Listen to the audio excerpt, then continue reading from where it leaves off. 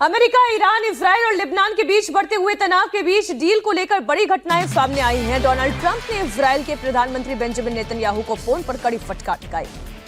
Axios की report के मुताबिक नेतन्याहू से फोन पर बातचीत के दौरान ट्रंप गुस्से में थे।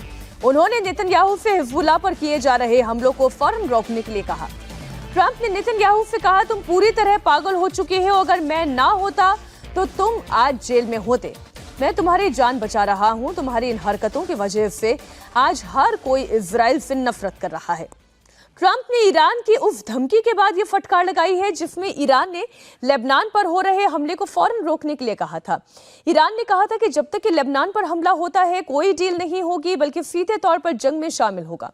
ईरान की इस शर्त के बाद ट्रंप ने नेतन्याहू को फोन लगाया और जमकर फटकार लगाई। ट्रंप ने इजराइल और हिजबुल्लाह के बीच नए सिरे से युद्ध विराम का ऐलान किया है। नेतन्याहू से बातचीत के बाद ट्रंप ने ऐलान किया कि इजराइल अब हिजबुल्लाह पर हमला नहीं करेगा। आईडीएफ ने लेबनान पर स्ट्राइक रोक दी है। लेबनान से फौरन इजरायली सैनिकों की वापसी होगी। बदले में हिजबुल्लाह ने भी कहा कि गोलीबारी पूरी तरह से बंद हो जाएगी। अब ये जो कह रहे हैं डोनाल्ड ट्रंप, नेतन्याहू को फटकार लगा रहे हैं।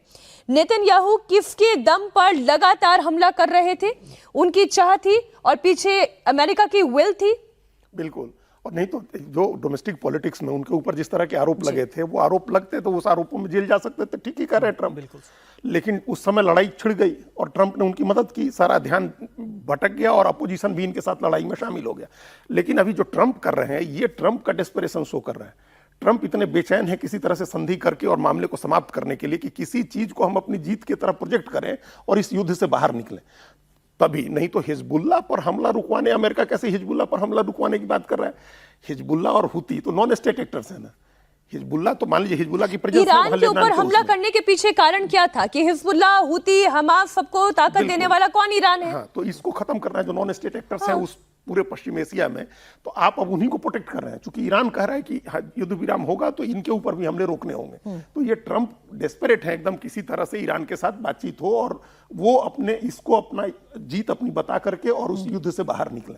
होर्मुज की खाड़ी खुले और वो तमाम उस इलाके में जो चीजें पहले से जिस तरह से चल रही थी वो यथास्थिति बहाल हो। क्योंकि अब ईरान ने, अमेरिका ने तो सोचा ही नहीं था ना कि ईरान इस रास्ते पर जाएगा। अभी भी जैसे उसने कुवैत में हमला कर दिया ईरान के, अमेरिका के बेस पर, उसका तो जो ड्रोन का मार के गिराया, MQ-1 तो गिराया ही, लेकिन उसने कुवैत में भी इनके बेस पर हमला कर दिया। तो अब एक तो रास्ता ईरान को मिल गया है ना। और जितने हमले होंगे उतने जो खाड़ी के देश हैं वो अमेरिका पर दबाव डालेंगे कि अब आप निकलिए यहां से, आपकी वजह से हम परेशान हो रहे हैं, हमारे ऊपर हमला हो रहा है। तो ट्रंप इस वजह से निकलना चाह रहे हैं। वो शेख जो है, वहां का शेखडम जो है, उनको भी अभी नाराज नहीं करना चाह रहे हैं। उनके साथ भी किसी तरह से बातचीत बनी रहे और युद्ध से निकल जाए इस कोशिश में। और डोनाल्ड ट्रंप तो ऐसी बात कर रहे हैं कि जैसे इजराइल से पहले तो सभी खाड़ी के देश मोहब्बत करते थे, वो तो हमेशा से नफरत ही करते थे। इसमें भी कौन सी नई बात है? ईरान ने एक ऐसी धमकी दी है इस बीच जिससे पूरी दुनिया में हाहाकार मच गया है। हॉर्मुज स्ट्रेट पर जारी नाकेबंदी के बीच अब ईरान ने बाब अल मंदेब स्ट्रेट को भी बंद करने की धमकी दी है। ईरान अगर ऐसा करता है तो पहले से ही तेल गैस सप्लाई से जूझ रहे दुनिया भर के तमाम देशों के सामने ऊर्जा संकट और गहरा सकता है। IRGC के कमांडर इस्माइल कानी ने कहा है कि अगर इजराइल लेबनान में अटैक करता है तो वो बाब अल मंदेब को भी बंद कर देगा। कानी के बयान को क्षेत्रीय तनाव बढ़ाने वाली बड़ी चेतावनी माना जा रहा है। हालांकि अमेरिकी राष्ट्रपति ट्रंप की तरफ से इजराइल और हिजबुल्लाह के बीच संघर्ष विराम की घोषणा के बाद तत्काल खतरा कम हुआ है, लेकिन विशेषज्ञों का मानना यह है कि हालात अभी भी बेहद नाजुक बने हुए हैं। इजराइल वर्सेस लेबनान एक तरफ चल ही रहा है। क्या अब हॉर्मुज के बाद बाब अल मंडेब, सज्जन जी, ये तेल रूट भी अवरुद्ध होगा? नहीं, देखिए, ये जो अभी बार्गेनिंग चल रही है, ये रोज एक खबर आ रही है कि ये लोग अपना MOU भेज रहे हैं और उसमें एक अमेंडमेंट करता है, दूसरा उसको रिजेक्ट करता है। तो पहले तो ये है कि डील ब्रेकर जो है आपको हटाने होंगे। दूसरी बात ये देखिए, ईरान का ये प्रेशर टैक्टिक्स है, क्योंकि वो बात चल रही है कि यमन हो गया, लेबनान और इराक, तीन जो ईरान के हैं और वहां जो नॉन स्टेट एक्टर्स हैं, उनके साथ मिलकर ये कह रहे हैं कि इन सबको ब्लॉकेड करो ताकि कि खतरा वहां पे बढ़े।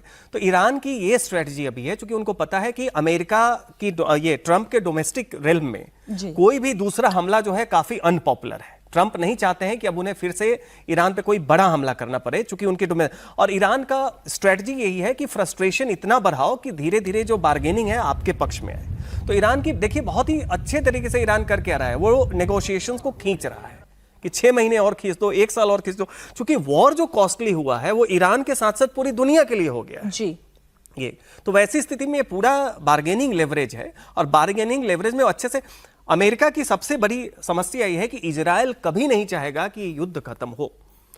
इजराइल की अपनी एग्जिस्टेंशियल और जियो स्ट्रेटेजिक वो तो सऊदी भी नहीं चाहेगा जब तक ईरान का निपटारा ना हो। निश्चित तौर पे। और अभी तो खबर आई है कि यूएई कोऑर्डिनेशन में इजराइल के साथ अटैक कर रहा था ईरान पे, बिल्कुल ठीक मैसिव स्ट्राइक कर रहा था, और सऊदी अरेबिया से वो नाराज था कि आप क्यों नहीं शामिल हो रहे हैं। तो वो शिया और सुन्नी वाला मसला भी यहाँ पे है। लेकिन बात है कि बाद में ये बात फैल गई कि ईरान कुछ भी है, न्यूक्लियर कैपेबिलिटी वाला देश है। तो इजराइल की बात देखिए, और ईरान असल झगड़ा। मंदेब बंद नहीं होगा?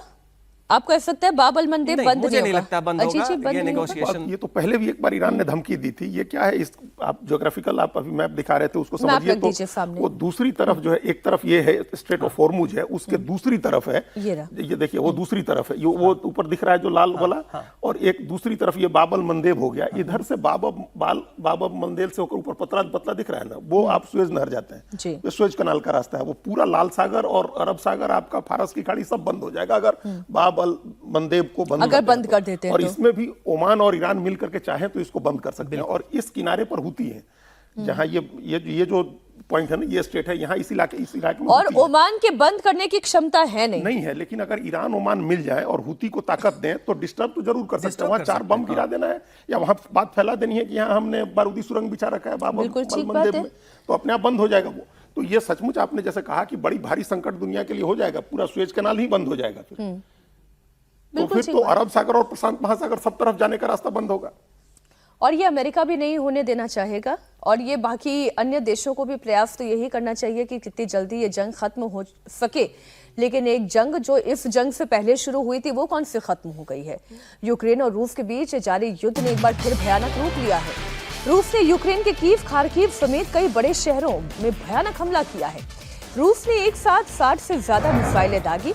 हमले में कई लोगों के मारे जाने की खबर है, और सबसे भयानक हमला कीव में हुआ। तबाही की तस्वीरें भी सामने आई हैं। कई इमारतें मलबे में तब्दील हो गई। यूक्रेनी एयर डिफेंस सिस्टम ने इन मिसाइलों को रोकने की कोशिश भी की, लेकिन कई विस्फोटों की आवाज पूरे शहर में गूंज उठी।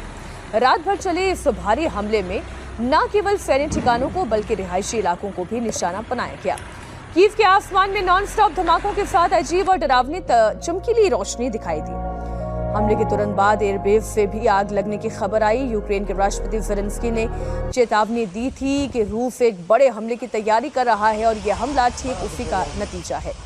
बताया जा रहा है कि मलबे में अभी भी कई लोग दबे हुए हैं। रेस्क्यू ऑपरेशन अभी भी जारी है। ये 4 तस्वीरें इस वक्त आपके सामने रख रहे हैं।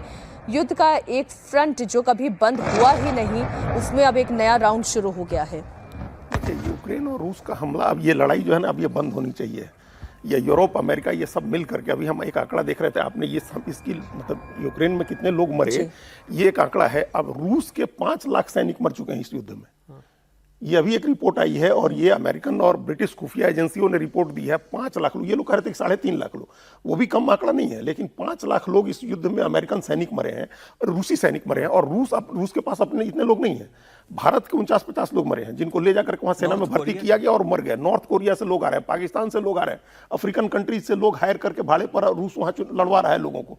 तो अब इस तरह की लड़ाई ये बंद होनी चाहिए। ये 4 साल इस लड़ाई किसी भी आप सभ्य समय में कैसे सभ्य दुनिया में आप इसको चलते दे रहे हैं। यूरोपियन यूनियन जो है अभी भी $200 बिलियन वो यूक्रेन को मदद दे रहा है। तो यूक्रेन भी ये लड़ाई जो है ये प्रॉक्सी वॉर है, उसके पीछे पूरा का पूरा यूरोपियन यूनियन जो है वो खड़ा है। तो ऐसी स्थिति में एक तो चीज स्पष्ट है कि कोई भी सुपर पावर एक डिसाइसिव वॉर अब नहीं लड़ सकता है। अमेरिका ईरान को नहीं हरा पा रहा है, रूस जो है यूक्रेन को नहीं हरा पा रहा है। और इस प्रॉक्सी लड़ाई में रूस के साथ चीन खड़ा है। हाँ, और उसकी चीन की अपने इंटरेस्ट है। वो लड़ाई में उलझाए रखना चाहता है समूचे यूरोप को, क्योंकि यूरोप उलझा रहेगा तो किसी तरह से अमेरिका ईरान में तो खाड़ी भी उलझ गया है। ईरान में भी चाइना उलझा ही रहा है ना अमेरिका को। तो ये अमेरिका यूरोप उलझे रहे हैं, और इधर ये अपना चाइना का जो अपना चल रहा है वो, इन दोनों युद्ध के जो सबसे बड़े बेनिफिशियरी दिखाई दे रहे हैं वो सबसे बड़ा चाइना है, उसके बाद फिर रशिया दिखाई दे रहा है। ईरान युद्ध का तो कम से कम उसको लाभ मिल ही रहा है उसको।